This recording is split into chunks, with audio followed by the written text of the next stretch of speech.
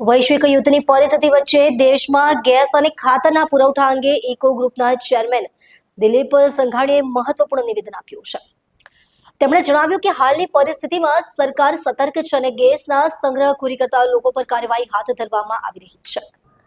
સંઘાણીએ જણાવ્યું કે યુદ્ધની પરિસ્થિતિને લઈને સરકારે ઘરેલું ગેસના પુરવઠાને પ્રાથમિકતા આપી છે અને અન્ય ઔદ્યોગિક વપરાશમાં કાપ મૂકવામાં આવ્યો છે। ગેસનો સંગ્રહ કરતા લોકો પર સરકારની કડક નજર છે અને તેમની સામે કાર્યવાહી પણ હાથ ધરવામાં આવી છે। ખેડૂતો માટે આશ્વાસનકારક સમાચાર આપતા તેમણે કહ્યું કે આ સિઝન માટે પૂરતા પ્રમાણમાં ખાતરનો જથ્થો ઉપલબ્ધ છે। ખેડૂતોએ કોઈપણ પ્રકારની ચિંતા કરવાની જરૂર નથી। સરકારે ખાતરના પુરવઠાને સુનિશ્ચિત કર્યો છે। વૈશ્વિક સંદર્ભમાં ભારતની પરિસ્થિતિ અંગે વાત કરતા તેમણે ઉમેર્યું કે અન્ય દેશોની સરખામણીમાં ભારતની પરિસ્થિતિ સારી છે। સરકારે યુદ્ધની અસરોને ધ્યાનમાં રાખીને વ્યૂહાત્મક આયોજન કર્યું છે। તેમણે નાગરિકોને સરકારની માર્ગદર્શિકા મુજબ વર્તવાની અપીલ કરી છે અને કોઈપણ પ્રકારની ગેરસમજ ન ફેલાવવા અનુરોધ કર્યો છે। નોંધનીય છે કે વૈશ્વિક યુદ્ધની સ્થિતિ વચ્ચે સરકાર દ્વારા આવશ્યક ચીજવસ્તુઓના પુરવઠાને જાળવી રાખવા માટે વિવિધ પગલાં લેવામાં આવી રહ્યા છે।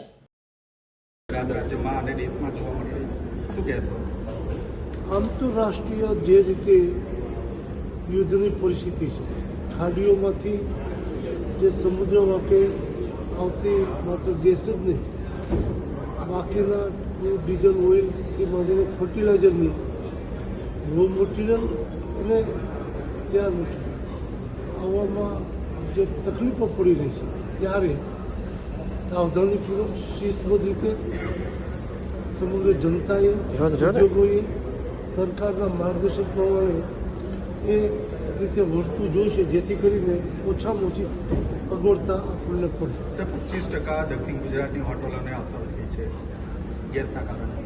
માત્ર દક્ષિણ ગુજરાતની હોટલોને અસર થઈ છે એવું નથી, દેશભરમાં જે રીતે ગેસનો પુરવઠો આવતો અને જે મર્યાદિત છે એને ધ્યાનમાં રાખીને ફર્ટિલાઇઝર ઉદ્યોગ ઉપર પણ અસર આવી છે અને ત્યાં પણ ફર્ટિલાઇઝરના પ્લાન્ટ જે ગતિથી કરતા એમાં પણ ગતિ ધીમી।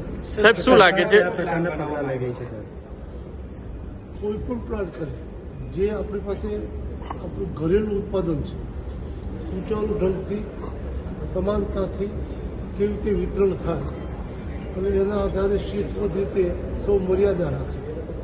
બેફામ જેને દુરુપયોગ કહીએ એ સ્થિતિનું પરિસ્થિતિને ઓવરટેક થઈને ઓછામાં ઓછા ગેસ ઉપયોગથી વધુ કામ કેમ થઈ શકે એ સરકારના માર્ગદર્શન પ્રમાણે વર્તવું।